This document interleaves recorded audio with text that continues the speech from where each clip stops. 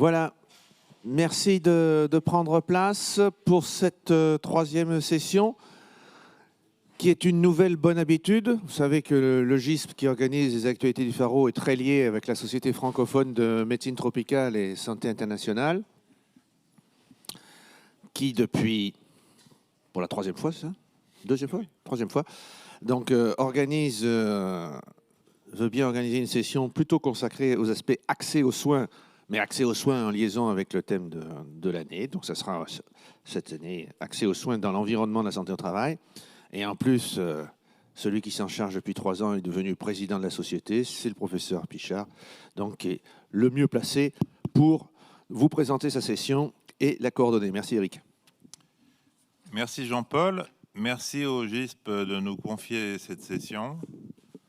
Alors, au sein de ces actualités, la Société francophone de médecine tropicale et santé internationale s'attache à des interventions qui sont sur l'accès aux soins et la prise en charge, et évidemment, essentiellement dans les pays du Sud. Ces critères, c'est des critères qu'on répétera lors de l'organisation donc des journées scientifiques dans la prochaine et le mois prochain d'ailleurs à Paris, au Val-de-Grâce, sur les IST tropicales, coordonnées par Eric Combe, ici présent. Et puis, bien sûr, lors du congrès que l'on organise donc en mai 2024 à Saint-Raphaël, sur les pathologies transmissibles et non transmissibles méditerranéennes et les pathologies liées à la migration et au milieu marin méditerranéen, donc à Saint-Raphaël. Donc, merci aux intervenants du Sud qui ont pu venir avec difficulté pour des raisons un peu administratives. Donc, il y aura en présentiel 3 communications, puis ensuite, pour les 2 autres, celle de Guyane et celle du Burkina Faso, on sera en visioconférence. Voilà, sans tarder, donc on va appeler pour sa communication Dalia Hermione Mozoro, que je vois ici, donc qui est référente en Centrafrique pour la médecine du travail, dont le curriculum est dans le petit livret. Donc si vous voulez en savoir plus sur ses conditions de travail et d'exercice, vous le trouvez dans le livret. Merci Dalia. Vous avez un quart d'heure pour exposer votre sujet, et puis ensuite, à la fin de la session, on se retrouvera sur la table pour les questions. Bonjour à tous.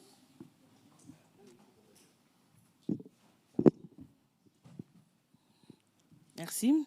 Bonjour à tous. Merci, Monsieur le Président, de m'avoir donné la parole. Je me présente. Je suis Dalia Mosoro-Pindé, médecin du travail, et je vais aujourd'hui vous présenter les résultats de nos travaux concernant l'état de santé et la prise en charge des vendeurs ambulants à Bangui. Alors, la vente ambulante, c'est une activité économique en pleine expansion, surtout dans les pays du Sud. Et l'état de santé des vendeurs ambulants est pour nous inconnu. Alors, nous nous sommes posé la question, nous sommes dit qu'il faudrait faire un état des lieux de la protection sociale des vendeurs ambulants. Donc, l'objectif principal de cette étude était d'évaluer l'état de santé des vendeurs ambulants et surtout leur prise en charge, leur accès aux services de santé. Alors, nous avons réalisé une étude transversale d'une durée de 2 mois à Bangui et ses environs. Bangui, c'est la capitale de la République centrafricaine qui fait 67 km² et qui compte environ 1,5 million d'habitants. C'est les données de 2021. Donc, pendant la période d'étude, nous avons collecté les données par interview et en remplissant un questionnaire d'auto-évaluation. Alors, nous sommes fixés, la taille de l'échantillon à 384, étaient inclus tous les vendeurs ambulants que nous avons rencontrés qui ont donné leur consentement. Les données socio-démographiques, l'âge, le sexe, les données socio-professionnelles et sanitaires ont été renseignées. Et nous sommes arrivés au résultat suivant. Nous avons pu avoir les 384 vendeurs ambulants. Le quart était représenté par les femmes. L'âge moyen était de 27 ans Et la tranche d'âge de 25 à 34 était la plus représentée. C'était 50%, la moitié de notre échantillon. La moitié de notre échantillon avait atteint le niveau secondaire et le niveau universitaire était très peu représenté, mais était quand même présent. Pour dire qu'il y a des diplômés qui n'ont pas trouvé de travail ou bien qui travaillent, mais pour compléter leurs revenus, se livrent à la vente en ambulatoire. Alors, 64% d'entre eux avaient une famille à charge et ils ne vivaient que de ces revenus-là. Dans 86%, les revenus étaient uniquement la source de la vente en ambulatoire et les bénéfices étaient compris entre 1 000 francs et 3 000 francs CFA, ce qui correspond à peu près à 1,5 € à 4,5 €, les bénéfices journaliers. Alors, en ce qui concerne les caractéristiques socio-professionnelles, la majorité de notre échantillon faisait plus de 10 km à pied par jour en portant leurs marchandises sur le dos, sur la tête ou bien dans les mains. Nous les verrons tout à l'heure dans les quelques photos que nous avons. Tous travaillaient entre 4 à 7 jours. Donc, il y en a qui n'avaient pas de jour de repos et 64% travaillaient entre 7 à 12 heures par jour. Ça nous fait à peu près 85 heures de travail par semaine. Donc, la semaine de 40 heures, elle est doublée. Alors, il y en avait qui, étant malades ou bien après un accident, étaient obligés, étaient en arrêt. Et donc, ceux qui étaient en arrêt entre 3 à 7 jours, en arrêt de travail pour maladie, c'était quand même le tiers, 30%. Et pendant cette période, ils ne travaillent pas, donc ils n'ont pas de revenus. Ils ne savent pas, parfois ils ne vont même pas à l'hôpital, mais ils restent à la maison pour se reposer parce qu'ils ont mal au dos, mal au cou, à force de porter leurs marchandises. Donc les principaux problèmes de santé signalés, c'était les troubles musculo-squelettiques, à 95%. Et les localisations, c'était surtout aux membres supérieurs.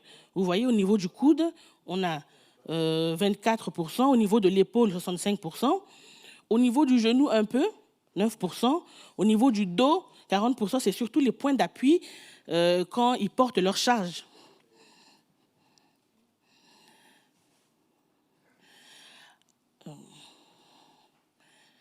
Alors, en ce qui concerne la prise en charge et l'accès aux soins, il y en a seulement 2% qui sont vaccinés contre Covid.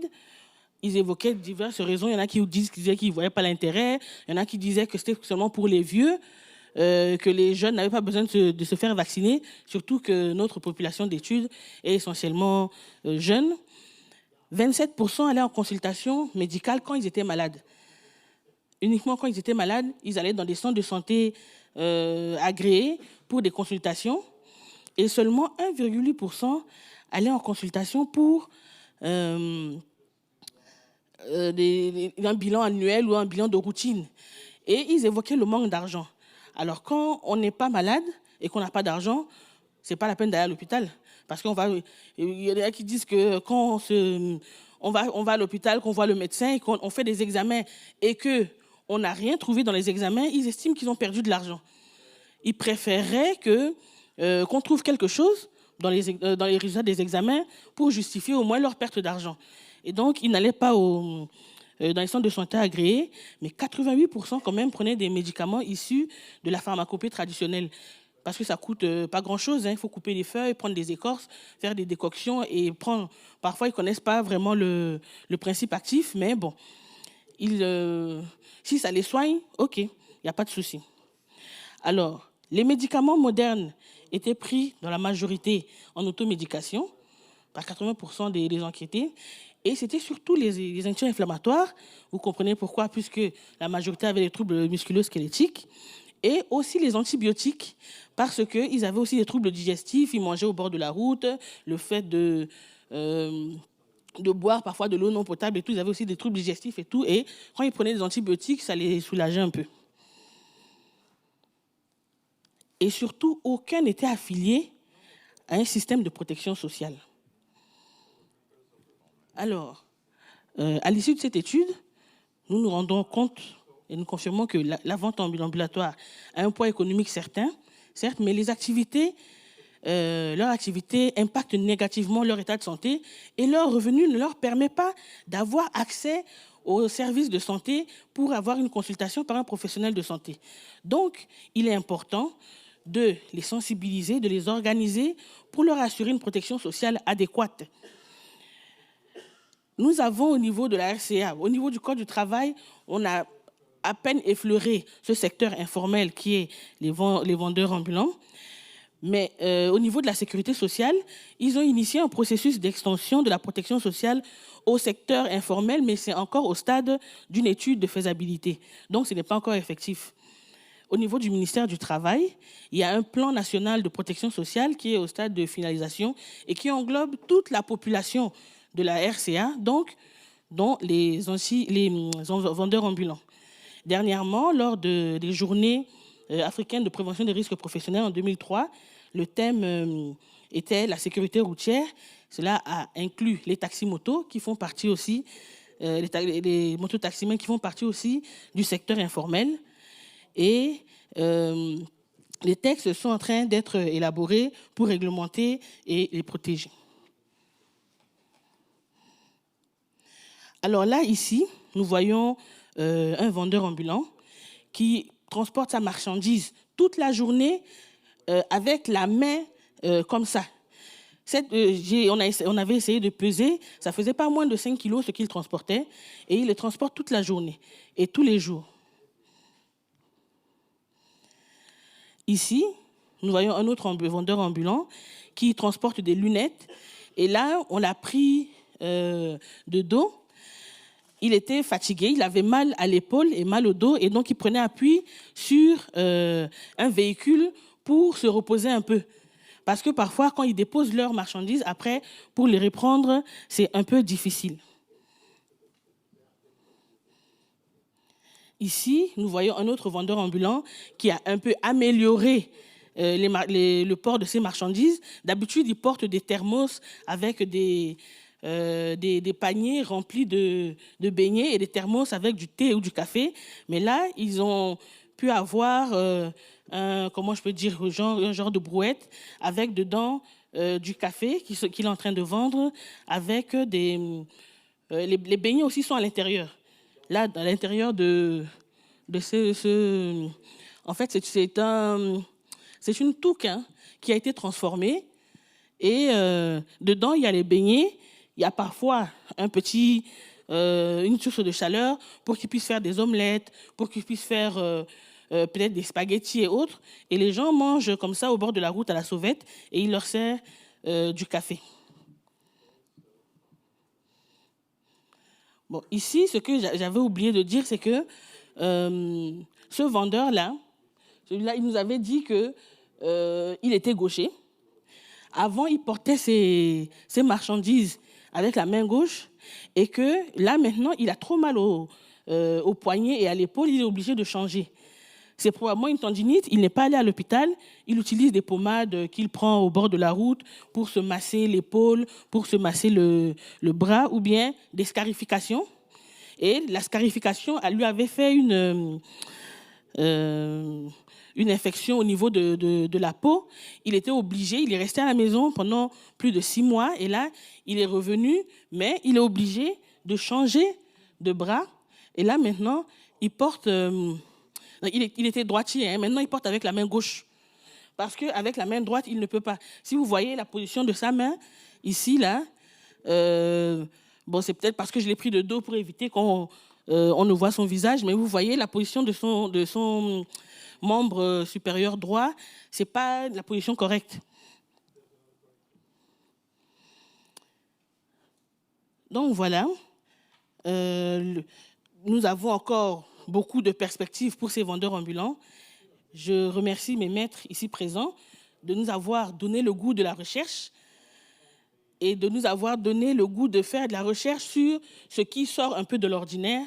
Je remercie aussi le GISP, la Société française de médecine tropicale et société internationale, et aussi les vendeurs ambulants qui ont accepté de répondre à nos questions. moyennant quelque chose, parce que ça leur prenait un peu de leur temps de vente. Donc, on leur avait donné un petit truc pour compenser le temps perdu. Et je vous remercie tous ici présents pour votre attention.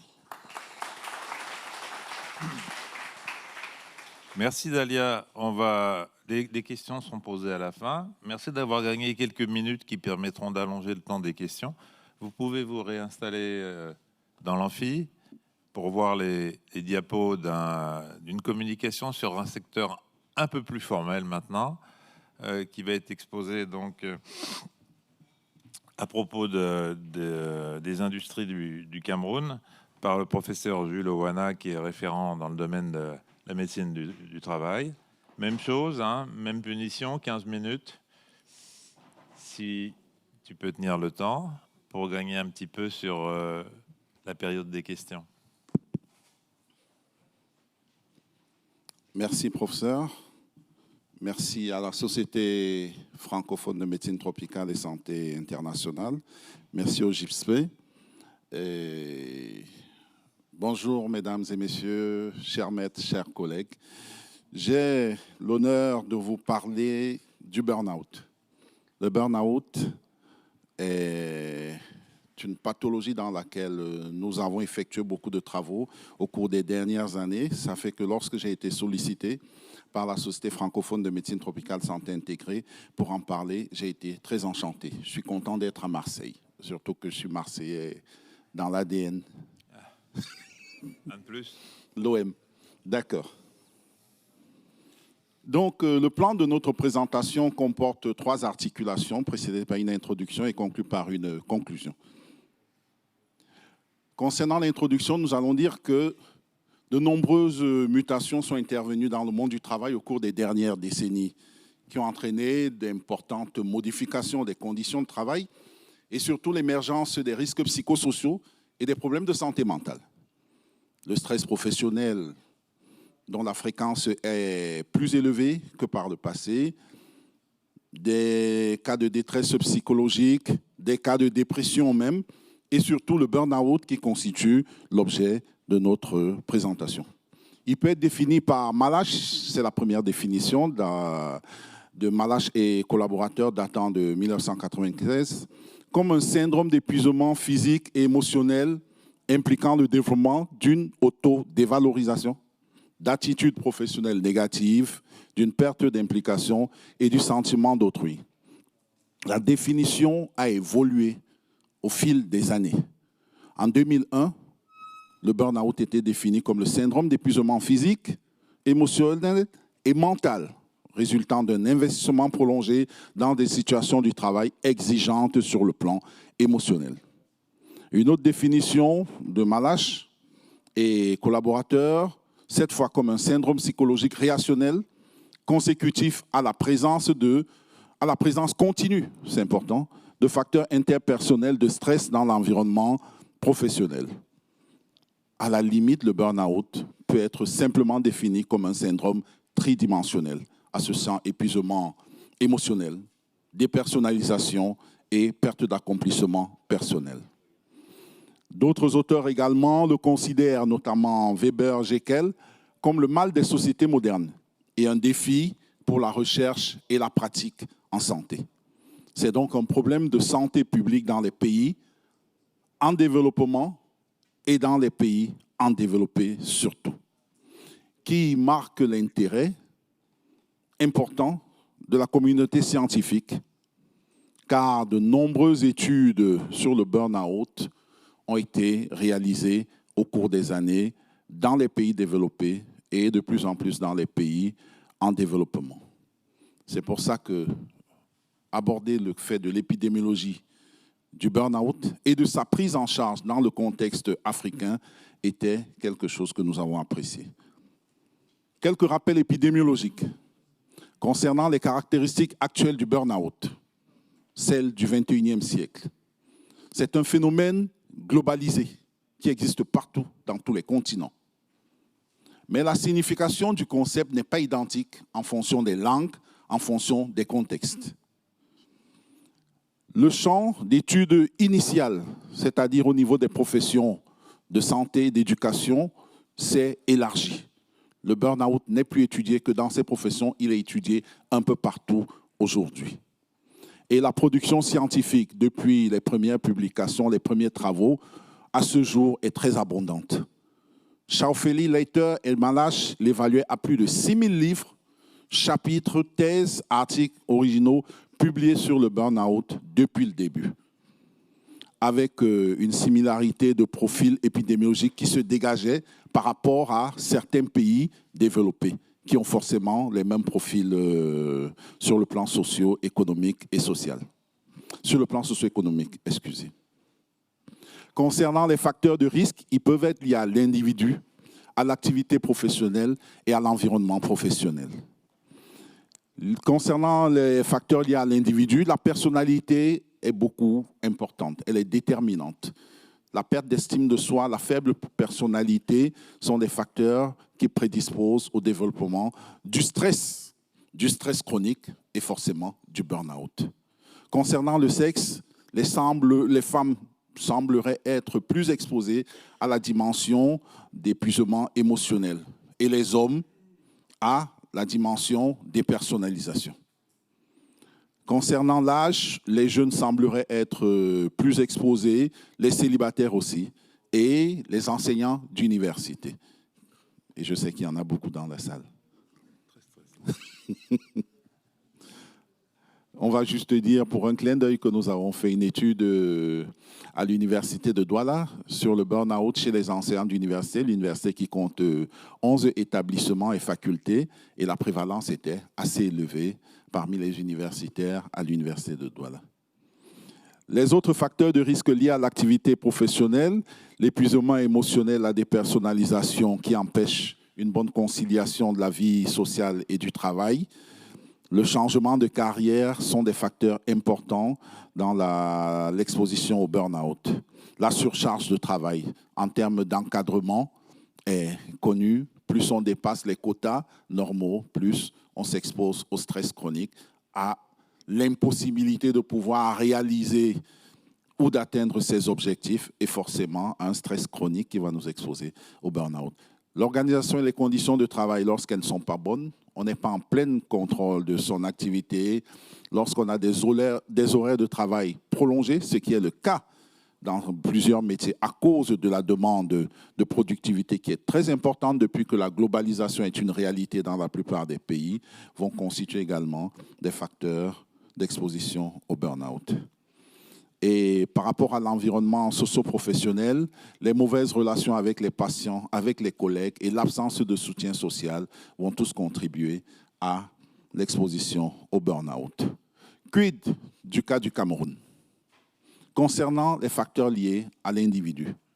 Au Cameroun, les mères de famille ayant habituellement entre 2 et 4 enfants, célibataires pour la plupart, les travailleurs âgés de 30 à 45 ans, occupant des emplois d'administratifs, de cadres ou d'agents de maîtrise, étaient les personnels les plus exposés dans notre contexte. Les mères de famille travailleuses, pourquoi? Parce qu'en dehors de la charge familiale, qui est déjà importante avec 2-4 enfants, il y a également la charge sociale. Et quand on est en plus cadre, ce n'est pas toujours évident de concilier les deux. Quand on est encore personnel de soutien ou administratif de classe inférieure, c'est encore plus compliqué parce que ça inhibe totalement l'indépendance psychologique des travailleurs. On se sent impuissant, on se sent utilisé comme un objet dans une machine dont on ne peut pas arrêter l'évolution. Concernant l'environnement professionnel, la surcharge de travail revient, on en a parlé, la hiérarchie dominante. Et c'est devenu trop fréquent aujourd'hui en milieu professionnel d'avoir des hiérarchies dominantes, un peu comme si on vit avec des personnes narcissiques qui prennent plaisir à dominer les autres en milieu de travail. Au point où, personnellement, j'ai le vécu avec un de mes anciens employeurs qui me dit un jour, parce que je faisais une proposition d'amélioration des conditions de travail, si vous n'êtes pas content, la porte est à côté. Quand vous vivez ça, ou vous vous taisez, ou vous continuez à travailler. Et il y a d'autres qui vivent pire que ça. Les horaires de travail aujourd'hui, on les dépasse parce qu'il faut réaliser les performances qui sont attendues par l'employeur. Les frustrations diverses, ça c'est personne dépendante, c'est contexte dépendant. On ne va pas trop s'étaler dessus. Les mêmes conditions de vie, les mêmes difficultés de conciliation, vie professionnelle, vie sociale, qui existent dans le contexte européen, développés, sont en train de se déporter dans notre contexte. Nous sommes en train de vivre les mêmes phénomènes. On croyait que c'était propre à la société développée. Non, ça se passe désormais parce que les mêmes objectifs de développement, de performance qui étaient propres à une certaine partie du monde se sont déportés avec la déportation ou alors le transfert des entreprises vers les pays du Sud. Donc, les mêmes causes vont certainement se répéter. Concernant les employeurs, les sociétés de services, sociétés de téléphonie, sociétés d'électricité sont en première position. On a même des cas de suicides qui ont été loupés. Les grandes entreprises, avec leurs objectifs de production et surtout l'enseignement supérieur dont on parlait également. Dans les ONG internationales, le plus gros risque, c'est celui qui est lié à la rupture de certains contrats, aux emplois temporaires, parce qu'ils sont habituellement contextualisés à certaines crises. Et il y a des gens qui croient qu'en trouvant un emploi, vont trouver la vie. Après 1 an, on leur dit tout est fini. Ils entrent dans une autre période de stress qui se prolonge très souvent et devient un stress économique qui va finir par le burn-out.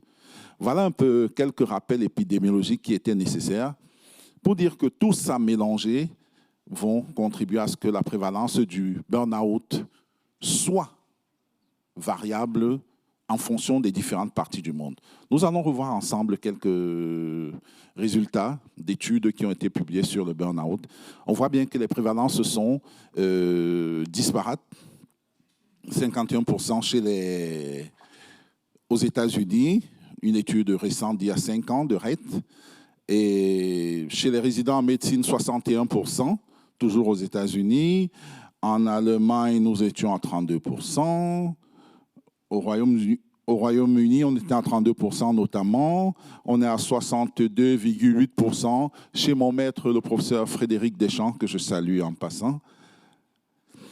Nous avons également en Russie 78%, en Chine.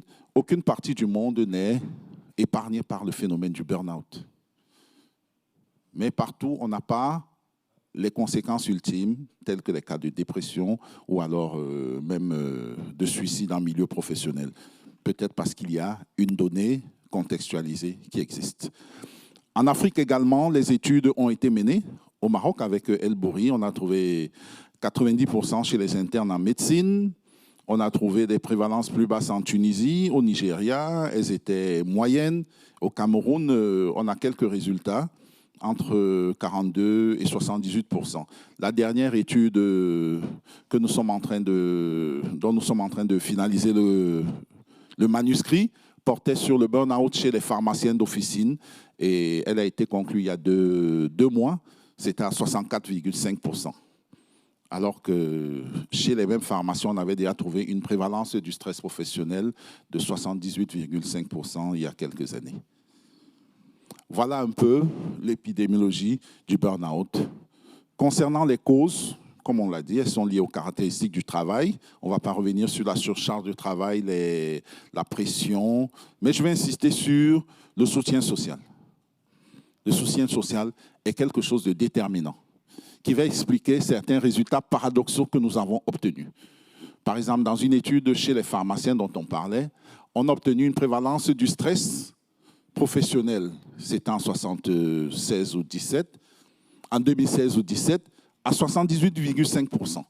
Mais parmi la même population, nous avons un taux de satisfaction au travail de 87,5%. Comment pouvons-nous être stressés, mais être satisfaits au travail? C'est à cause de la dimension soutien social. Une dimension qui, de moins en moins, existe en milieu développé, mais qui est très forte et déterminante dans nos milieux en Afrique. Je vais prendre un exemple.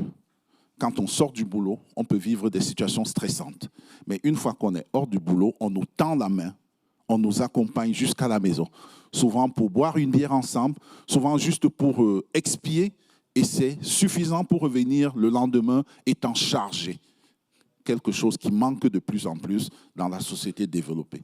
Et nous, peut-être c'est parce que nous avons encore cette accroche familiale-là que ça permet un peu de mitiguer la propension vers les conséquences ultimes du burn-out.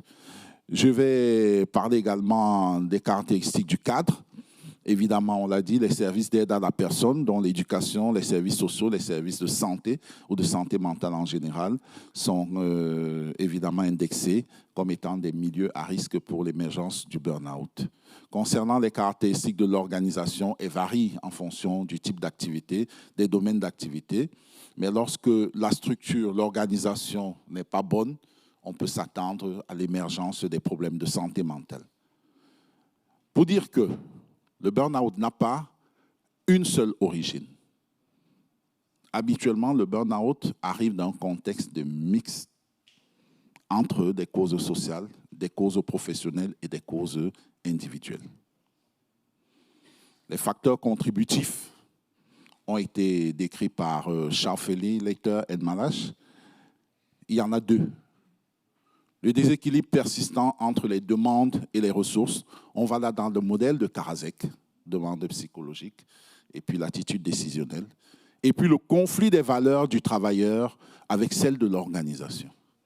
Lorsque ça n'accroche pas, forcément, il y a un sentiment d'insatisfaction, de révolte, qui sont des facteurs de stress, et si on ne les change pas, ils vont devenir chroniques et finalement aboutir au burn-out. Que faut-il faire lorsqu'on a un cas de burn-out? Il faut passer à la prise en charge, qui est d'emblée multidisciplinaire, parce que le burn-out, il s'exprime comme il veut en fonction des individus. Le but ici sera de restaurer la bonne santé mentale du travailleur, de soigner ou de prévenir les complications s'il en existe, et surtout de contribuer à son retour au travail, voire à sa réinsertion socio-professionnelle. Les acteurs sont multiples au niveau de la société et même en dehors de la société. On parle de l'employeur, on parle des ressources humaines, on parle de l'assistant social, on parle du médecin de travail, du médecin traitant. Et bien sûr, les moyens qui seront à utiliser vont débuter toujours par une évaluation de la situation de la personne souffrant, du travailleur souffrant. On parle là de l'entretien psychologique. On va passer à une analyse fonctionnelle pour essayer de rechercher les facteurs de pression qui sont les premiers facteurs à la base de tout ce qui se passe. Faire un bilan émotionnel et psychoactif, faire des enquêtes de terrain et des conditions de travail pour confirmer que ce qui est suspecté ou bien ce qui est perçu par le travailleur souffrant est effectivement réel sur le terrain. Un repos médical sera proposé d'une durée qui va varier en fonction de l'intensité de la symptomatologie. Moi, habituellement, je donne 1 mois. Après, je réévalue. Mais la dernière fois, j'ai donné 1 mois 3 fois. Et finalement, la personne a décroché et m'a dit qu'elle ne voulait plus. Elle ne voulait plus. Depuis, elle a émigré pour le Canada et elle se porterait mieux. Comme pour dire que le droit de retrait existe lorsqu'on se sent insuffisant ou incapable de pouvoir agir. Il ne vaudrait pas mieux aller à l'encontre. Souvent, la fixation peut se faire sur un individu. Si ça se fait sur une situation de travail ou sur une condition de travail, ça peut aller. Mais lorsque ça devient personne liée, c'est dangereux. C'est dangereux. Il vous reste 2 minutes. Merci, nous sommes à la fin, Monsieur le Président. Voilà. Donc, le droit de retrait existe. Mais surtout, lorsqu'on parle de travail, il faut agir sur le milieu de travail. C'est là où les choses se passent. Des choses minimes peuvent devenir graves lorsqu'elles s'expriment mal sur le milieu de travail. D'où l'intérêt des visites régulières à travers le tiers-temps de travail. L'évaluation clinique sera effectuée par les personnes requises, notamment les médecins traitants. Un bon suivi médical avec antidépresseurs si nécessaire, des anxiolytiques, des sédatifs, analgésiques et toute la gamme vont être requis. Évidemment, on parle aussi de massages relaxants, les médecines douces et alternatives sont souvent requises. Mais l'importance du suivi psychologique doit être prolongée. Ce n'est pas quelque chose de ponctuel. Elle doit être prolongée, elle doit être entretenue parce qu'il faut tenir la main des personnes qui souffrent. À ce propos, au niveau du Cameroun, un centre national d'assistance psychologique a été ouvert avec une ligne verte qui répond au 15-10. Elle est nouvelle.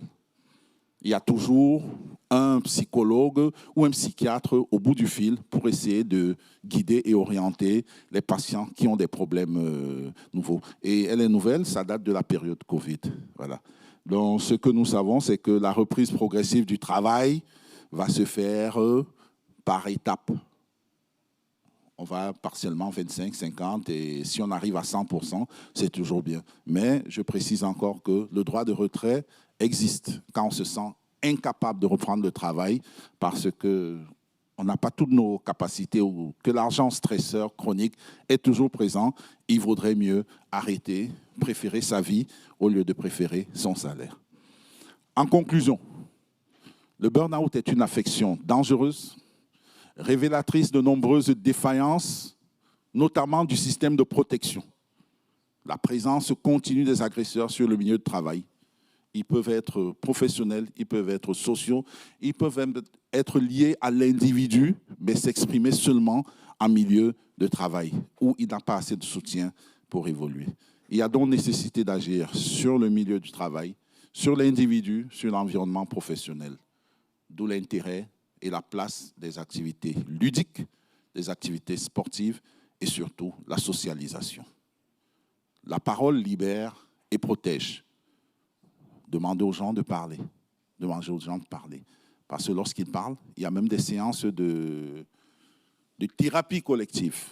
À un certain moment, dans 30 minutes aux gens, pour qu'ils crient, ils bavardent, ils libèrent tout ce qu'ils ont dedans, ça aide aussi. Je vous remercie pour votre attention. Merci beaucoup Jules. Jean-Marie, tu voulais intervenir? Non, mais on va passer au visio. Oui, on va passer au suivant. Donc Éric Maville, on va l'appeler donc au micro. Sur le thème, toujours dans la médecine du travail, de la promotion de la santé au sein du travail, et si possible, bien ciblé sur les pays du Sud, ce qui est quand même votre domaine, puisque vous travaillez depuis de nombreuses années sur le sujet. Même chose, hein, un petit quart d'heure. On est dans les temps, Jean-Marie. Ah, ça passe pas.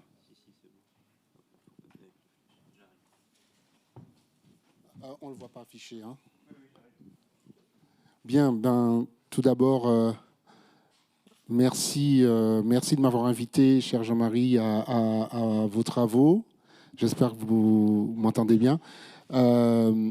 Et je suis vraiment heureux d'être là parce que j'aimerais, en fait, dans le cadre de cette présentation, aborder les choses sous un angle qui n'est pas à proprement parler de la santé au travail, mais qui est plus de voir comment les entreprises gèrent avec peut-être en regardant rapidement sur les 20 dernières années, comment elles gèrent ce qu'on appelle la promotion de la santé au travail et dans les pays du Sud. Donc, on va parcourir, hein, ça n'a pas la prétention d'être exhaustif, mais peut-être avant même de démarrer, j'aimerais rapidement vous dire en quelques lignes, en quelques mots, ce qui est santé en entreprise, qu'on appelle S2E, l'évolution, en deuxième point, des politiques santé en entreprise à grands traits jusqu'en 2020. On va voir pourquoi en 2020, ça ne va pas vous étonner, c'est la crise sanitaire qui change radicalement la manière dont même on intègre maintenant la promotion du travail à ce qu'on appelle l'engagement sociétal, au devoir de vigilance, etc., des entreprises, et puis voir comment ça se concrétise assez concrètement, cette vision, cette nouvelle ambition, en tout cas, de la santé à 360 degrés, portée par des entreprises, des acteurs économiques, en prenant un cas pratique d'une société minière. Donc, rapidement, santé en entreprise, donc, moi, je dirige une ONG internationale qui est une ONG qui a son siège à Paris, mais avec des équipes dans plusieurs pays africains. Donc on est sur 7 pays en Afrique de l'Ouest et du Centre, notamment Cameroun, Sénégal, Côte d'Ivoire, Burkina, Guinée, pour citer cela. L'intérêt aussi de l'approche que nous avons, c'est que nous sommes aussi présents dans les territoires d'outre-mer, notamment Antilles et régions, enfin océan Indien, avec des problématiques aussi qui sont intéressantes à voir. Et notre rôle, c'est vraiment d'accompagner plutôt des grands groupes européens dans ces territoires-là pour promouvoir la santé. Donc on ne travaille pas de manière stricto sensu sur la santé au travail, on est plus sur comment on accompagne des entreprises à mettre en place des programmes de promotion de la santé ou de prévention de maladies qui ne sont pas forcément des maladies professionnelles. Avec une approche multimaladie, ça c'est important, c'est un petit peu ça l'intérêt, c'est que nous ne voyons pas la santé de manière verticale ou monothématique. La santé, c'est d'abord prendre en compte les différents risques. Je pense que ça a été dit avant, et voir comment, à partir de ces facteurs de risque, on travaille sur une meilleure connaissance de ces facteurs, des leviers sur lesquels les populations, les salariés vont pouvoir agir pour réduire les risques de santé. Donc on a rapidement une raison d'être qui est on engage des entreprises, et engager pour nous ça veut dire passer par le plus haut niveau, c'est-à-dire que dans les actions que nous avons dans le cadre de l'ONG, les entreprises avec lesquelles nous travaillons, il y a un engagement de la direction générale. Ça, c'est très important. Je expliquerai jusqu'où on va dans cet engagement. L'innovation, parce que le digital de plus en plus occupe une place importante, et le déploiement. Donc rapidement, vous avez ici quelque chose qui résume un petit peu les différents outils que nous utilisons. Et un des j'ai envie de dire, programmes phares, c'est ce qu'on appelle les caravanes santé. Alors on a été beaucoup influencé et on s'est beaucoup inspiré de la médecine militaire, puisque le côté médecine mobile, enfin, aller au-devant des populations avec des équipes pour faire du dépistage précoce, de la sensibilisation, c'est complètement... voilà, c'est l'histoire un petit peu de la médecine militaire. Et cette approche-là, nous la déployons maintenant de plus en plus avec des outils digitaux pour collecter des données anonymisées qu'on va pouvoir...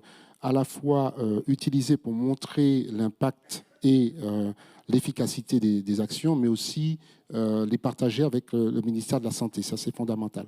Donc voilà, je vais passer rapidement là-dessus juste pour dire qu'on travaille avec pas mal d'acteurs, et vous voyez qu'on a aussi bien des acteurs publics que privés.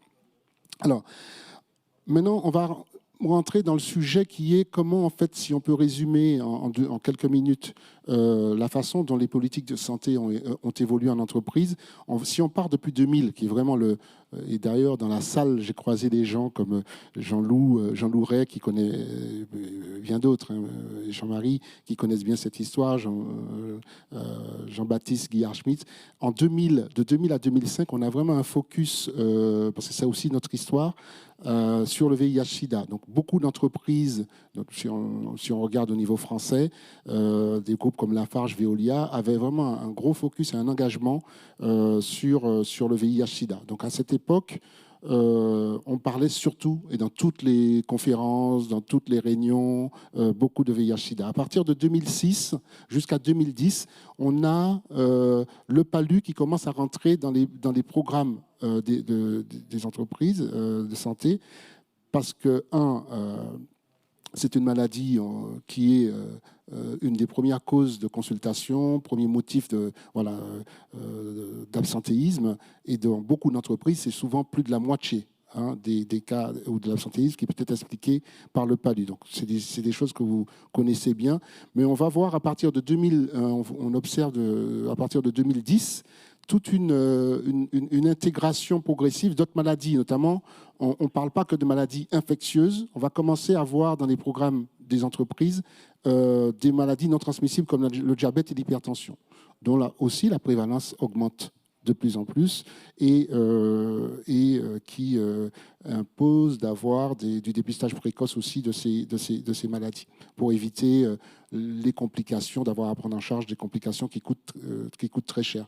Et on va dire depuis 2020, on a vraiment une approche multimaladie qui commence à se voir. Bon, on ne va pas se mentir, c'est pas forcément simple à embarquer les entreprises dans cette approche, mais on commence à avoir quelques exemples d'entreprises, et j'en présenterai d'ailleurs un cas avec l'entreprise Endeavour Mining. Donc l'approche multimaladie, aujourd'hui, je pense qu'il y a une prise de conscience que c'est vraiment vers ça qu'il faut aller quand on fait de la promotion de la santé en entreprise et de ne pas travailler forcément de manière isolée des maladies.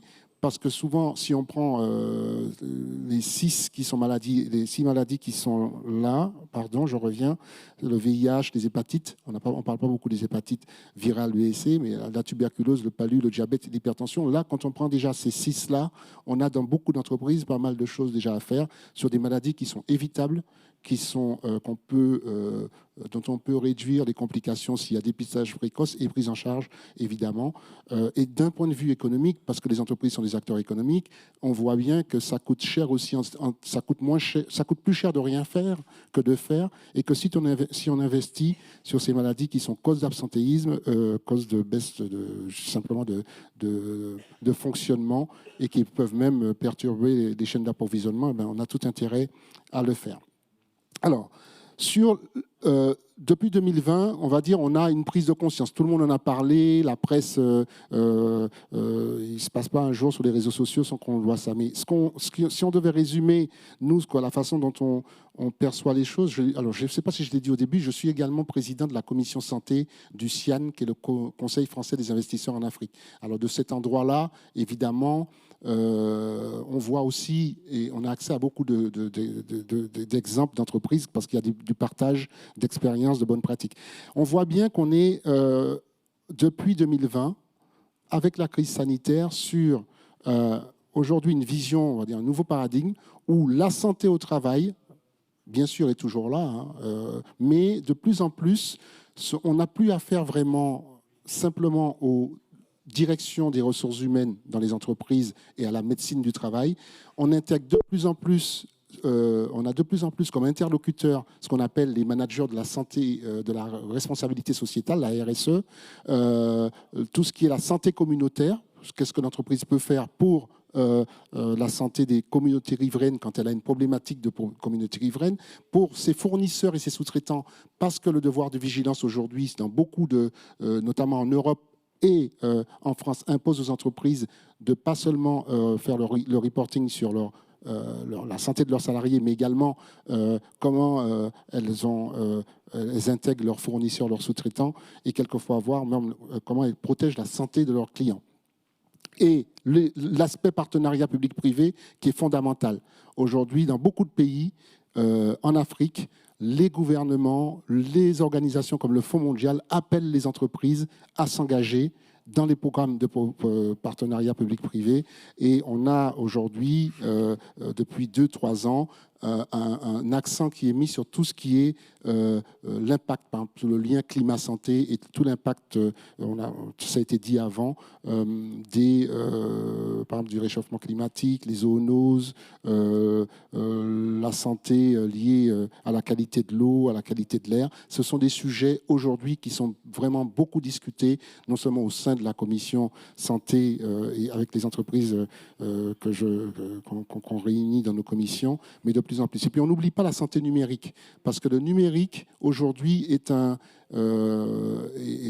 domaine dans lequel les entreprises investissent beaucoup, pas seulement les grands groupes numériques comme Orange, mais on a beaucoup d'exemples de banques, d'assurances qui commencent à investir dans le digital. Les secteurs engagés en dehors de la pharma, parce que si je ne mettais que des exemples de pharma, on me dirait c'est normal, c'est leur cœur de métier. Mais ce qu'on observe, c'est qu'il y a des secteurs de plus en plus engagés. Si on regarde en termes de secteur, en approche filière, tout ce qui est agro et agriculture sont des filières aujourd'hui qui ont ce qu'on appelle des faits qui commencent à travailler sur des sujets de santé. Les assurances, bien sûr, on va peut-être en parler pendant la discussion. Je ne vais pas pouvoir citer tout le monde, mais vous voyez bien qu'on a des secteurs qui sont en réalité des secteurs qui sont assez exposés, qui ont souvent des problématiques de communautés riveraines, comme les mines, comme les brasseries, la construction, etc. Alors, un cas pratique rapidement pour finir, c'est celui de la société Endeavour Mining avec laquelle nous accompagnons sur 3 pays. Et c'est pour montrer cette intégration, je disais, sur des aspects environnement et santé, où la santé fait partie de ce qu'on appelle la feuille de route de RSE, avec une intégration de tout ce qui est promotion de la santé. C'est un groupe qui a 14 000 employés seulement sur 3 pays, Mali, Burkina et Côte d'Ivoire. Et ce qui est important, c'est que 95% de ces employés, des travailleurs, sont des ressortissants nationaux. Donc vraiment une problématique aussi de protection de sa main-d'œuvre. Stratégie santé, bon, on ne va pas trop s'entendre là-dessus. Ce qui a été important, c'est qu'ils ont défini des objectifs qui sont mesurables. On a du reporting là-dessus, des missions même externes qui vont aller regarder si les objectifs qui ont été annoncés sont bien atteints, et parce que ça fait l'objet d'un reporting qui est, comme on dit, diffusé aux parties prenantes. Donc avec un focus qui est sur le PALU, vous voyez, hein, depuis 2022, et de plus en plus intégration d'autres maladies. Et vous voyez, on a les maladies cardio-métaboliques, on a évidemment le diabète et aussi les cancers, qui ne s'est pas mentionné là. Et avec un reporting sur comment, sur ces différents éléments, la société participe à la prévention, à l'accès au dépistage et à la prise en charge des bénéficiaires. Là, on a quelques images de ce qui est fait sur le PALU en termes de lutte, en termes de fumigation. Ça, c'est Haïti, sur un site en Côte d'Ivoire, où les habitations, donc les familles aussi bénéficient de ces mesures-là. Même tout ce qui est distribution de moustiquaires, sensibilisation, ça ne va pas simplement juste concerner que les employés, mais également les familles. Une action intégrée où on a donc sur tous les sites des caravanes qui vont proposer le dépistage de l'hépatite, de l'hypertension artérielle, du VIH-Sida, de la glycémie, de l'hyperglycémie et du PALU. Et surtout, dans les 3 pays que j'ai indiqués, on a... ça, je vais passer rapidement parce que c'est plus des photos. Mais reste que 2 minutes. Voilà, parce que là, et puis là, justement, je conclus. Ce qui est important, c'est ça. C'est-à-dire derrière, est-ce que ce qui est dit est réalisé? Je pense que c'est un élément très important aujourd'hui, qu'on ne soit pas ni dans le greenwashing, ni dans le social washing en termes d'implication des entreprises. Donc, il y a une obligation non seulement de collecte de données avec les bonnes pratiques, donc qui préservent, qui protègent l'anonymat, etc., la confidentialité, mais une collecte de données qui permette vraiment de mesurer réellement ce qui est fait. Et donc, avec le digital et la possibilité, avec des tablettes, de voir combien de gens on a vu, combien de gens on a sensibilisé, dépisté, orienté vers une prise en charge, c'est absolument fondamental. Et c'est vers cela, aujourd'hui, c'est dans ce sens-là qu'on travaille avec les quelques entreprises des secteurs que j'ai mentionnés. Merci. Merci beaucoup.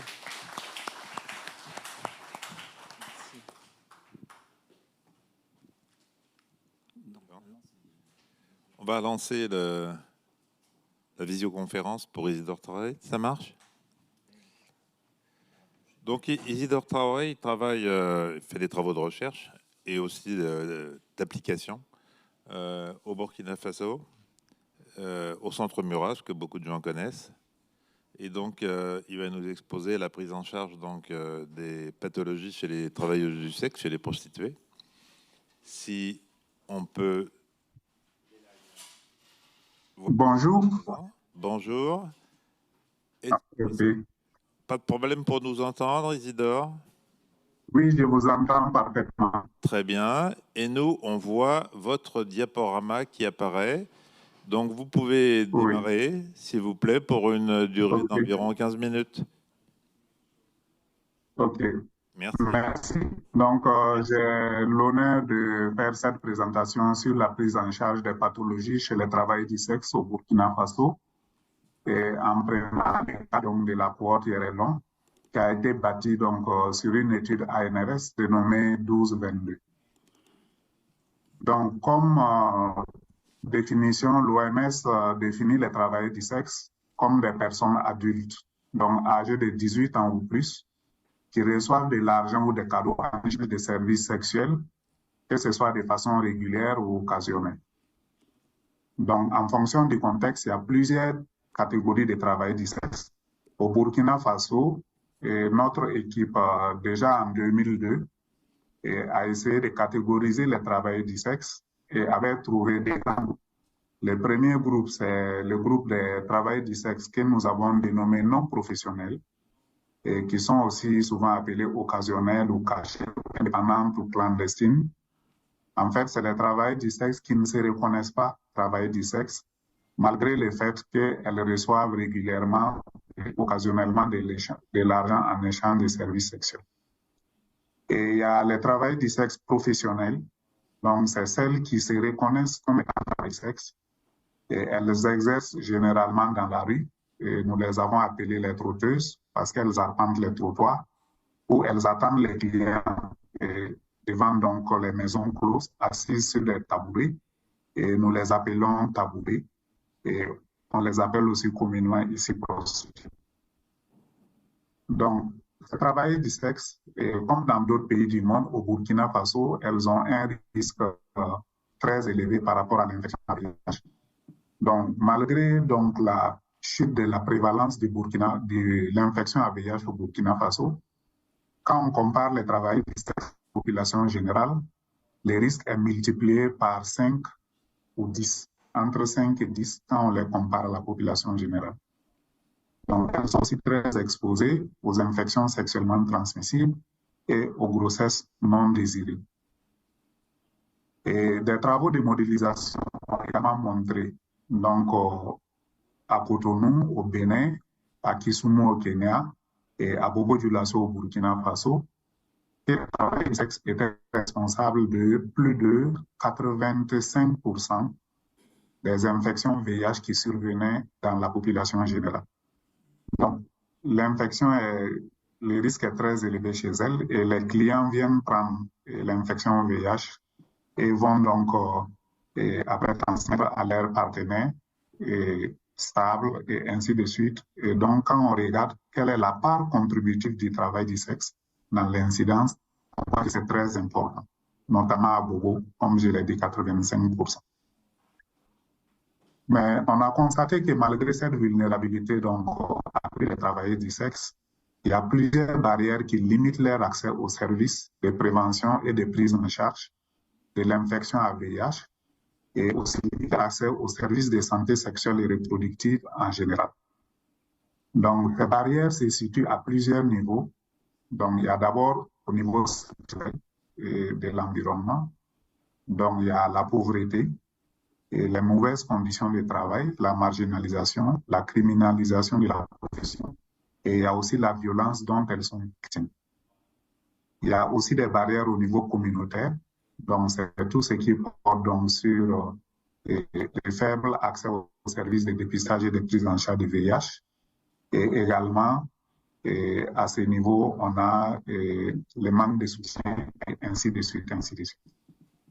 Et enfin, il y a au niveau individuel, il y a des comportements à risque tels que les multipartenariats sexuels et l'utilisation systématique du préservatif. Et il y a aussi souvent la consommation d'alcool et d'autres drogues. Donc, tous ces facteurs augmentent donc leur vulnérabilité vis-à-vis donc du VIH, des infections sexuellement transmissibles et des grossesses non désirées.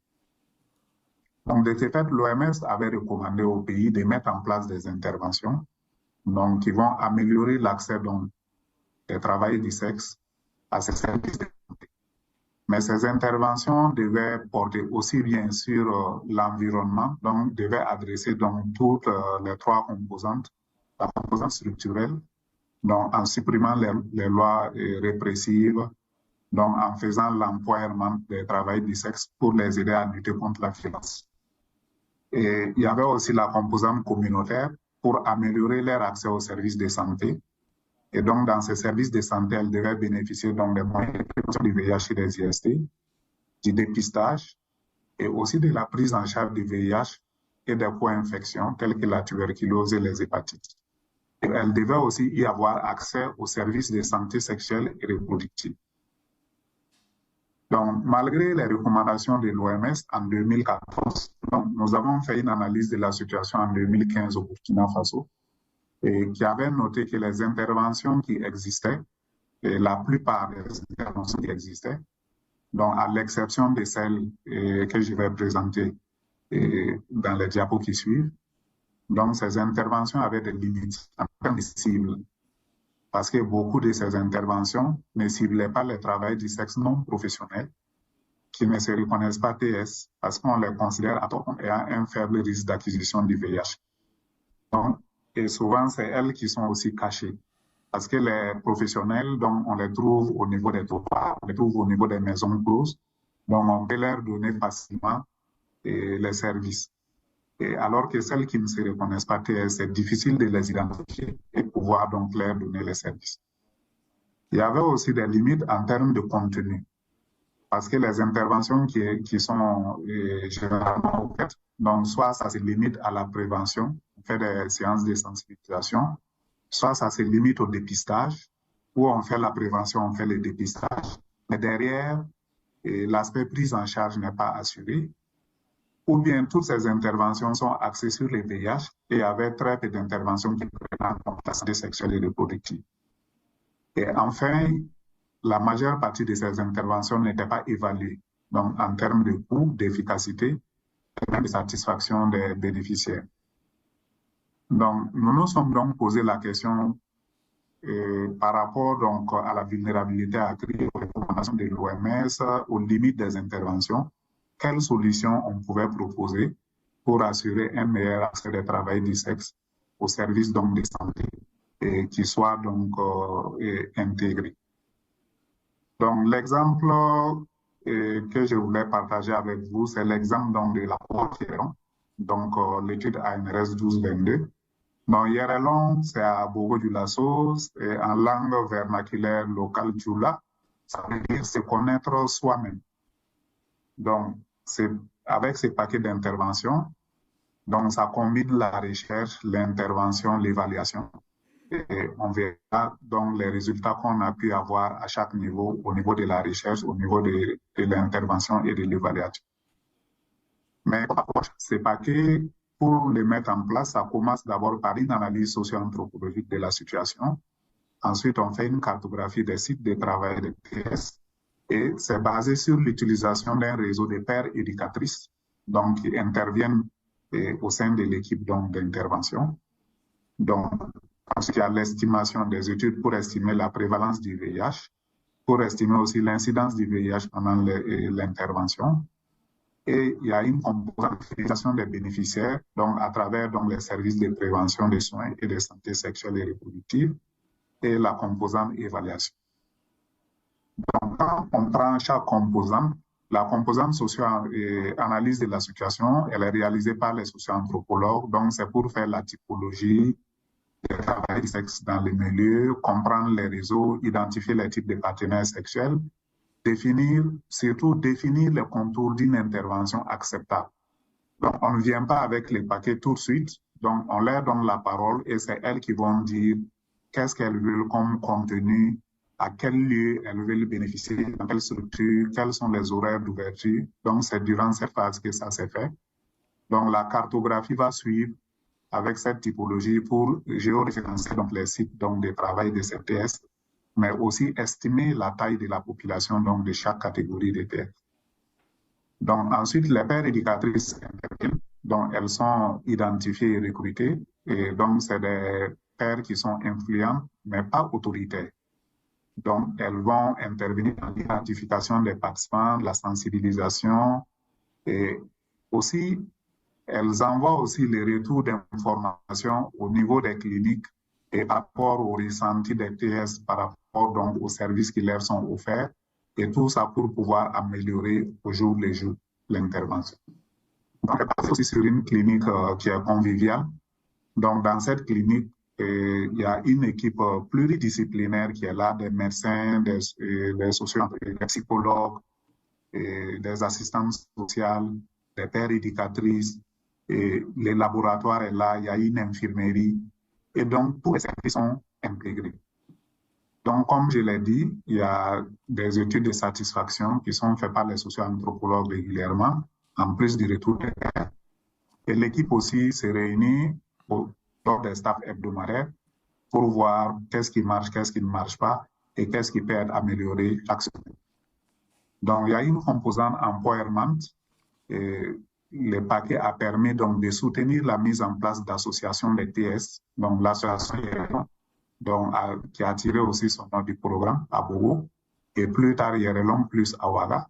Et il y a une troisième association AGN qui est l'association des jeunes Nigériens, parce qu'à Bobo et Awaga, on a beaucoup de travailleurs du sexe qui sont d'origine nigériane. Donc, elles sont anglophones, alors qu'elles sont francophones. Donc, elles ont aussi créé une association qui a bénéficié donc du soutien de l'équipe. On a mis aussi en place des comités consultatifs communautaires donc, qui suivent les actions et qui font des recommandations. Donc, en termes de contribution donc, à l'offre de soins, donc, on a là en 2022, donc, on avait fait 3215 séances de sensibilisation, 31 357 condoms qui ont été distribués. Et les cliniques ont donné accès au dépistage donc, du VIH et des IST à 1440, avec leurs clients aussi 198 clients. Et au fur et à mesure, on a intégré d'autres services tels que les autotextes, l'index testing, la PrEP, et les diagnostics et la prise en charge des IST et les traitements ARV. Donc, tout ça s'est fait à la clinique. Et récemment, on a ajouté donc, les RACODES, qui est donc le ravitaillement communautaire des services de santé, où on fait la distribution des ARV au niveau de la communauté. Donc, on a aussi pu ajouter des prestations de sexuelles et reproductives. Donc, dans les cliniques, elles ont aussi le planning familial, le dépistage des lésions dysplasiques du col, et celles qui ne peuvent pas être prises en charge à la clinique parce que c'est des cas qui sont graves, sont référées dans les centres hospitaliers universels, mais même quand elles sont référées, l'équipe de la clinique fait les suivis pour les rendre visite. Et on fait aussi les médiations au niveau des commissariats et des gendarmeries. Donc, il y a des TS qui sont arrêtées alors qu'elles sont sous traitement aéré, ou elles ont des enfants qu'elles allaitent, ainsi de suite. Donc, on intervient donc, pour qu'on puisse les libérer et qu'elles puissent donc continuer à prendre les traitements. Donc, on a pu aussi faire le renforcement des compétences, donc en faisant la formation donc, de cette équipe pluridisciplinaire qui peut donc prendre en charge les TS correctement. Et nous sommes en train de lutter pour que le gouvernement donc, reconnaisse les cliniques là comme centre de formation pour que d'autres personnes puissent venir se former là-dessus. Donc, on a fait beaucoup de projets de recherche. Donc, dans ces recherches, on a pu documenter donc, l'efficacité de l'intervention sur l'augmentation de l'utilisation du préservatif avec tous les types de clients. On a pu démontrer donc l'efficacité de l'intervention sur la réduction de l'incidence du VIH, donc qui est passé de 3% personnes année à 0,39% personnes année. Et plus tard, on a mis en place l'intervention. On a eu 0 nouvelle infection, 0 conversion VIH sur 409 personnes année chez les jeunes travailleurs du sexe. On a aussi montré l'impact de l'intervention sur le fait que les TS qui recevaient les traitements ARV, ça ne les empêchait pas d'utiliser les condoms avec leurs clients. Ça, c'était des craintes de certaines personnes. On a démontré aussi que les traitements ARV arrivaient à réduire la charge virale aussi bien dans le sang qu'au niveau donc, des sécrétions vaginales. Donc récemment, il y a de nouvelles thématiques que nous avons développées, telles que l'impact des nouvelles technologies d'information sur le travail du sexe, la problématique des violences Donc, on a fait aussi des études sur ça.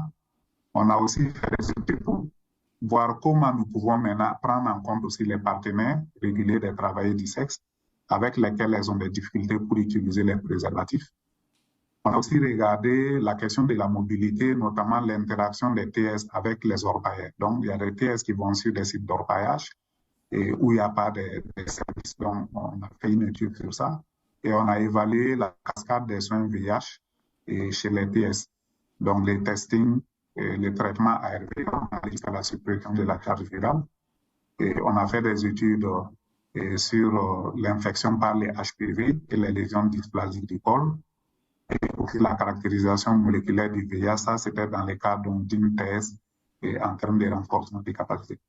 Donc en gros, l'effort c'est une approche empathique des soignants avec la participation des bénéficiaires, un paquet qui est complet, donc qui intègre tous les tests VIH, IST, soins ARV, santé sexuelle et reproductive, soutien psychosocial, donc accès non limité aux préservatifs, l'éducation par les pairs et on a une équipe pluridisciplinaire psychosociale.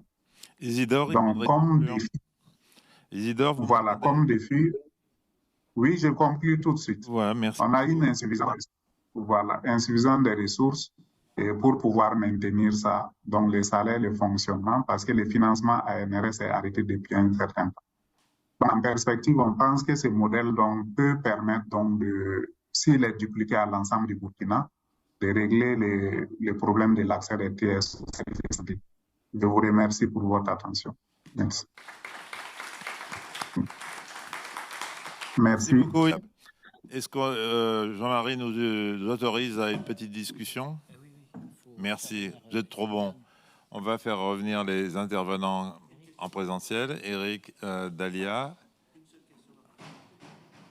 Une seule question. En attendant, Dalia, pendant que vous installez, est-ce que vous pouvez nous dire, est-ce que les populations que vous avez donc de ces petits commerçants ont des tontines, des mutuelles, des façons, parce qu'on dit métier informel, mais il y a aussi la sécurité sociale informelle. Est-ce que les gens se débrouillent pour cotiser, pour mettre un peu d'argent de côté pour leur santé? Est-ce que c'est développé en Centrafrique? De même d'ailleurs que ça peut être le cas au Burkina Faso. Reprenez votre souffle, Dalia. Voilà. Donc, est-ce qu'il y a des tontines, en fait, pour ces gens? Oui, il y a des tontines. Ils s'organisent comme ils le peuvent. Hein. Ils font des tontines. Parfois, c'est par semaine, parfois, c'est par mois. Mais généralement, ils utilisent ça pour... comment je peux dire? Pour... renforcer leur commerce. Pour investir dans le commerce. Oui, pour investir dans le commerce. Pas dans la santé. Pas dans la santé. Bon, s'ils en ont besoin, s'ils tombent malades au moment où ils perçoivent leur tontine, ben, ils utilisent pour la santé. Mais le premier objectif, c'est pas pour la santé. Et il n'y a pas de mutuelle. Bon, je vois Hubert Balic là, qui est là très intéressé parce que c'est son domaine. On passe aux questions donc, de la salle. Il y a une question en haut à droite. Où ça? Ici. Là, c'est Roland. Roland, en haut à droite.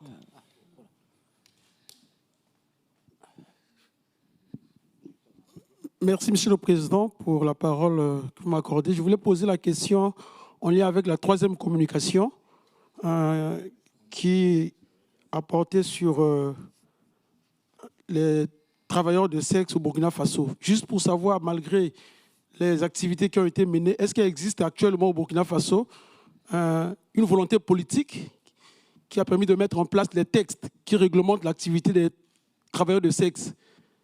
Sinon, on ne pourra pas avoir des résultats attendus dans un contexte où on ne devait pas juger, mais compatir et accompagner. C'était la première question. Et quelle est la situation du Burkina Faso en termes des 3,95% proposés par l'ONU-SIDA en matière de lutte contre l'infection VIH? Merci. C'est la question pour Isidore Traoré. Merci. Donc, concernant les tontines, les travailleurs du sexe ont des tontines. Et les pères éducatrices même que nous recrutons, et généralement, beaucoup, c'est parce que elles gèrent même ces tontines, elles ont déjà la confiance de leur père à travers donc ces tontines qu'elles gèrent et donc qui font qu'elles sont influentes dans le milieu. Mais ce n'est pas utilisé pour les soins.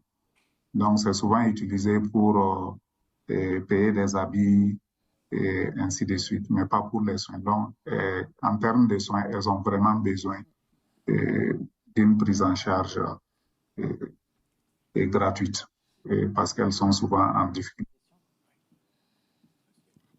Est-ce que vous pouvez répondre aux questions qui vous ont été posées par Roland? OK. Les lois,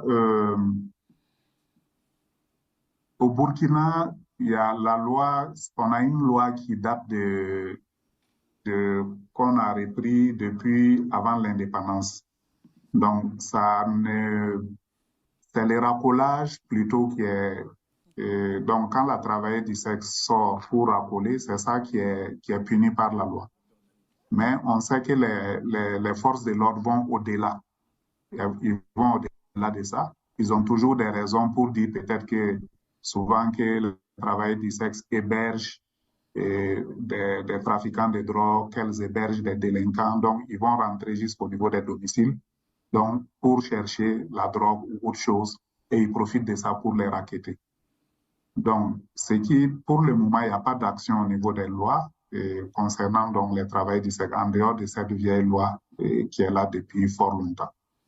Maintenant, pour les objectifs de l'ONU-SIDA, notamment au niveau de la cascade, on a fait l'évaluation en 2019 et à l'époque, c'était les 3,90. Donc, on a trouvé que les premiers 90, avec tout ce qui s'est fait, il y a à peu près 93% qui ont accès donc, au dépistage. Donc, les dépistages, elles sont bien servies et donc on avait atteint les premiers 90. Mais le grand gap résidait dans les liens avec les soins. Donc, 93% dépistés, mais parmi les dépistés, on avait moins de 40% qui étaient sous traitement ARV.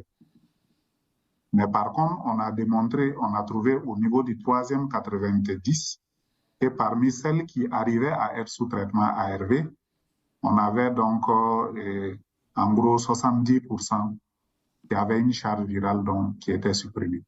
Donc, le grand gap, c'est comment amener celles qui sont dépistées à pouvoir rentrer dans.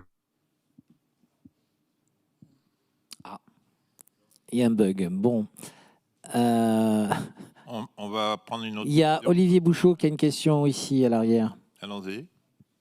Oui, j'ai une question pour notre collègue camerounais, je crois que c'est M. Oona, concernant le burn-out. Alors, ce n'est pas une question qui est spécifique au contexte africain et encore moins au contexte camerounais, mais je m'interroge sur les critères de définition de ce qu'est le burn-out par rapport aux autres troubles psychiques qu'on peut rencontrer chez tout un chacun. Avec cette, alors, ce que je vais dire n'est pas du tout une contestation de la réalité du burn-out, hein, que les choses soient bien claires, mais on a parfois tendance à mettre dans le sac burn-out tous les troubles psychiques des personnes qui sont en activité professionnelle. Et donc, comment est-ce qu'on fait le tri entre le vrai burn-out et les autres troubles psychiques ?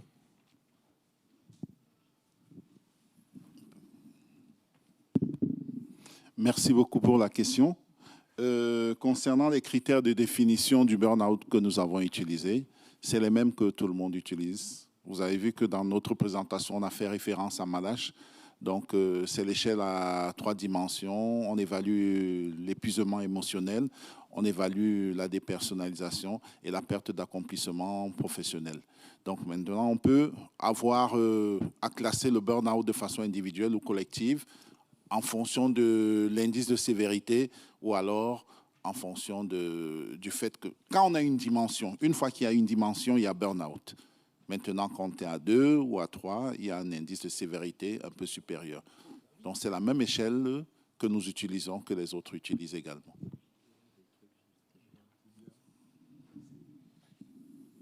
Voilà. Jean-Marie ? Professeur Pichard, une dernière question, parce que on a dépassé l'heure pour le déjeuner. Vous rappelez que nous reprenons à 14h. Et qu'on voulait vous proposer de faire une photo de groupe à 13h50. Si vous aviez fait la police comme il faut au moment de la pause, on aurait eu le temps réglementaire. Merci bien. Dr. Lee Ousmane, Université de des sciences et technologies Bamako et Université de Sherbrooke-Sidis. Ma question à Dalia. Dans un de vos diapositives, vous avez dit que les vendeurs ambulants ont un bénéfice journalier de 1 000 francs à 3 000 francs CFA, soit 1,5 euros à 4,5 euros par jour. Alors, ma question est de savoir si c'est bien le bénéfice journalier. Si tel est le cas, comment est-ce que c'est calculé? Sinon, est-ce que ce n'est pas plutôt le chiffre d'affaires, c'est-à-dire la vente journalière qui est de 1 000 francs à 3 000 francs? Merci. C'est le bénéfice. En fait, on n'a pas calculé sur du déclaratif. On leur a demandé combien vous avez de bénéfices par jour et on leur a donné une fourchette. 1 000 à 2 000 francs, 1 000 francs, 2 000 francs, 3 000 francs, 4 000 francs, 5 000 francs, 10 000 francs. Et leur réponse était, voilà, ce qu'on a compilé pour avoir ces réponses. Mais c'est vraiment du déclaratif. On n'a rien calculé. Bon. Madame, vous n'avez plus de micro parce que... Ah, pardon. Alors une dernière, parce qu'on ne va pas déjeuner, là. Une dernière, oui, elle a levé la main depuis très longtemps. Alors. Allez, en avant. Merci beaucoup. C'est le docteur Adjob Imen du Bénin. Ma préoccupation, c'est pour le professeur Ona. Je voudrais savoir, est-ce qu'au Cameroun, le Code du travail a prévu à réglementer le temps partiel thérapeutique pour la reprise progressive? Et dans ce cas, qui prend en charge en fait les travailleurs? Et ma deuxième préoccupation, c'est juste un petit commentaire, c'est par rapport à la promotion de la santé en entreprise, par rapport aux multinationaux. Il faut constater que c'est réel qu'il y a les objectifs sociétals pour les entreprises, les multinationaux, mais les sous-traitants des multinationaux ne sont pas toujours pris en compte. Je donne 2 exemples simples que j'ai vécu en direct.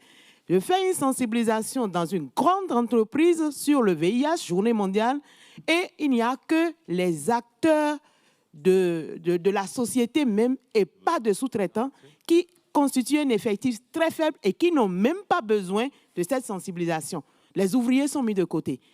Deuxième exemple, pour une grosse structure également dans mon pays, sensibilisation sur le cancer de sein, on me regroupe uniquement que ceux qui sont directement des agents de la multinationale et pas les sous-traitants, alors que j'ai eu à peine une vingtaine de femmes sur un chantier où on a plus de 1 000 travailleurs et plus de 300 femmes qui sont plus dans le besoin que les autres. Donc le problème, c'est qu'il faut aller nécessairement au-delà des résultats fournis par les multinationaux, mais demander quelles sont les statistiques au niveau des sous-traitants de ces multinationaux pour qu'ils se mettent dans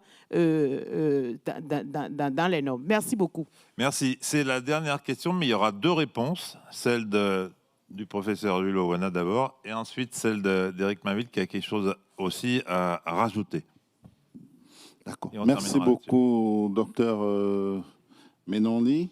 Concernant le temps partiel thérapeutique, tout dépend de l'affiliation ou non des travailleurs au niveau des services de protection sociale.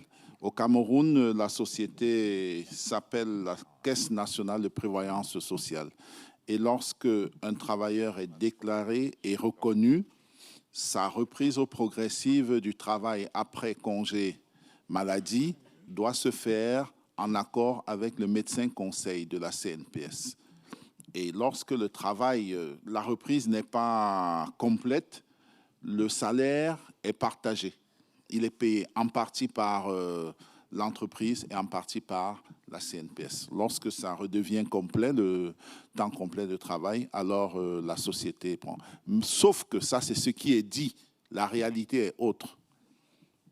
Pour des besoins d'assistance sociale, habituellement, et en fonction de l'employeur, on continue à payer. Donc, c'est la CNPS qui bénéficie généralement de tout. Elle ne paye rien et voilà, c'est ça la réalité du terrain. Éric, est-ce que vous avez un commentaire? Oui, on est proche du déjeuner, donc je ne serai pas très long. Moi, je pense que vous avez complètement raison. Ça, c'est aujourd'hui, on est sur certainement un des plus grands défis. C'est d'arriver à faire en sorte que les grands groupes et des engagements précis par rapport à la... Comment dire, pas seulement leurs responsabilités, mais comment elles peuvent participer à faire en sorte que les actions de santé qui sont menées pour leurs employés, pour les ayants droit, souvent aussi, on a oublié aussi les ayants droit, les familles, puissent être étendues aux sous-traitants. Donc ça, c'est ce que, je ne sais pas si je l'ai bien montré dans ma présentation, mais c'est vraiment vers ça qu'on essaie d'aller quand je parlais d'engagement des entreprises pour qu'elles aient véritablement... Parce qu'il y a aussi un sujet de budget, on ne va pas se mentir. Il faut que, si on dit qu'on le fait pour les sous-traitants, qu'il y ait des budgets. Donc ça veut dire qu'il faut que le plus haut niveau dans le groupe, au niveau du groupe, il soit engagé et qu'il y ait de l'argent qui soit décaissé, prévu pour ça dans les budgets. Deuxièmement, je pense qu'il y a un autre gros chantier sur lequel il faut travailler, et dans tous les pays actuellement où nous essayons de le faire, c'est avec les assurances. Les compagnies d'assurance aujourd'hui doivent un peu changer leur modèle économique pour pas seulement se contenter de rembourser des frais de santé, parce que si on veut aller dans le sens que vous dites, il faut que les compagnies d'assurance aujourd'hui, même pour les PME, intègrent la prévention dans les packages qu'elles proposent. Et ça, c'est un deuxième grand chantier. On en parle depuis des années, mais là, je pense qu'il faut maintenant passer à l'action. On aura dans quelques semaines l'opportunité de présenter une première. C'est un grand groupe d'assurance qui a intégré désormais la prévention pour toutes ces entreprises clientes. Donc, quelle que soit leur taille, quelle que soit leur activité, il y aura possibilité d'étendre et de trouver des financements, on l'espère, dans ce sens-là. Ça ne suffira pas, mais je pense que vous avez raison d'insister là-dessus. Merci. Le mot de la fin. Le mot de la fin. Oui. OK, merci. Je vais essayer de compléter. Il s'agit de la collecte des données. Habituellement, sur un chantier, on a un maître d'ouvrage, mais qui a très peu d'employés. Et il y a beaucoup de sociétés sous-traitantes qui gravitent autour. Chaque employeur a le droit de déclarer ses données statistiques. Sauf que le grand employeur, habituellement, a les données de tout le monde. Or, ces travailleurs, ils sont en très petit nombre, habituellement hautement situés dans la société et très peu exposés par rapport à ce qu'ils réalisent de travail sur le terrain. Au moment de la déclaration, ils ont toutes les données, mais ils font de la ségrégation et ils ne déclarent que leurs données. On va très souvent voir des 000 qui appartiennent, alors que si on regardait de façon globale, on aurait des chiffres un peu disparates. C'est donc la responsabilité des autres employeurs sous-traitants de déclarer leurs données afin qu'on ait une bonne visibilité sur ce qui se passe sur chaque site de travail. Merci beaucoup. Merci à Mathis et Isidore qui sont loin de nous, hélas. Et merci. on va aller applaudir tout le monde. Voilà. Merci à vous.